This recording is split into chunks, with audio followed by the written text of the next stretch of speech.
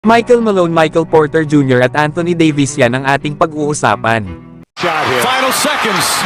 Bryant for the win. Bang! Mayabang talaga ang head coach ng Denver Nuggets kahit hindi pa magsisimula ang laban nila sa Los Angeles Lakers sa first round ng playoffs. Sinabi kasi nito na na-sweep nila ang Lakers last year, kaya naman ay ganun daw ulit ang gagawin nila sa Lakers. Naglaro nga daw sa ngayon ang Lakers na napakaganda at gutom sila sa panalo. Gusto nga daw ng Lakers na baliktarin ang script, kung baga ay gusto ng Lakers na sila naman ang manalo. Pero ang mga players daw ng Denver Nuggets ay naiintindihan ito. Kung baga mga idol ay nakahanda ang Denver sa restback na gagawin sa kanila ng Los Angeles Lakers. Lalo at kilala daw ito ng Denver Nuggets at kilala din daw sila ng Lakers. Pero alam naman daw natin kung ano ang dapat asahan sa mangyayari. Yan nga mga idol ang pagmamalaki na sinabi ni Michael Malone dito laban sa Los Angeles Lakers. Meron din naman kasi siyang punto kung bakit nasabi niya ito mga idol. Bagamat alam naman natin na malakas na team itong kupunan nila LeBron James at Anthony Davis. At hindi na rin sila ang dating team na tinalo ng Denver Nuggets sa Western Conference Finals. Ay nananatili pa rin na dominate sa kanila itong kupunan nila Nikola Jokic at Jamal Murray. Lalo at sa last 9 games ng Lakers laban dito sa Denver, ay lahat dito ay naipanalo ng kupunan ng Denver Nuggets. Kaya malaking pagsubok ito sa Los Angeles Lakers kung papaano sila makakalusot ng second round sa playoffs. Na para nga manalo ang Lakers ay kailangan nilang mapigilan muna itong si Nikola Jokic. Isama na rin nila itong si Jamal Murray, ang kanyang kaduho na nagpahirap din sa Lakers.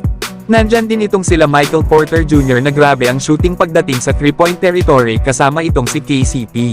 Idagdag pa itong si Aaron Gordon na taga-salo ng lob mula kana Nikola Jokic at Jamal Murray.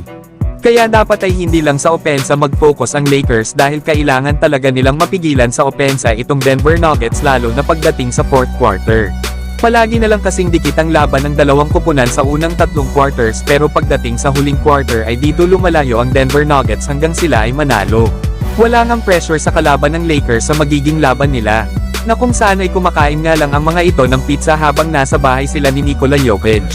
Pinapanood nga ng mga players ng Denver Nuggets ang naging laban ng Lakers at Pelicans sa play-in tournament kung sino ang makakalaban nila. At ganun nga rin daw ang coaching staff ng Denver Nuggets na nakabukod habang pinapanood din ang laban ng Lakers at Pelicans. Samantalang Michael Porter Jr. kabaliktaran naman ito ng pananaw kesa sa kanilang head coach na si Michael Malone. Dahil hindi niya minamaliit ang Los Angeles Lakers sa kanilang magiging laban. Para nga sa kanya ay isang mahusay na kupunan ng Lakers. Bagamat na-sweep nga daw nila ang mga ito noong nakaraang taon. Pero yun daw talaga ay dikdikan ang naging laban bawat laro. Na palagi nga daw silang nasa laro hanggang dumating ang last 3 or 2 minutes sa quarter bago sila makalayo sa Lakers. Mukha nga lang daw silang dominante sa Lakers, pero yun daw ay napakagandang matchup last year. Kaya sineseryoso daw ng lahat ng players ng Denver Nuggets ang magiging laban nila sa Lakers. Yan nga mga idol ang sinabi nitong si Michael Porter Jr. para sa magiging laban nila sa Lakers. Alam ni Porter na hindi basta-basta kalaban sila LeBron James at Anthony Davis. Na parang kagaya nga lang ito sa nangyari sa NBA bubble na kung saan ay tinalo sila ng Lakers sa Western Conference Finals. Na pagdating naman last year ay sila naman ang tumalo sa Lakers. Kaya hindi natin masasabi na ang bawat laban ay parehas pa rin ang magiging resulta, lalo at bilog ang bola. Na para pa nga kay Anthony Davis ay simula na daw ang laban sa Denver Nuggets, lalo at hindi daw sila umiiwas sa kanilang match-up. Kaya ganyan katindi ang magiging sagupaan ng dalawang kupunan sa first round series nila. Pero kayo mga idol, kanino kayo sa pagitan ng Denver Nuggets at Los Angeles Lakers?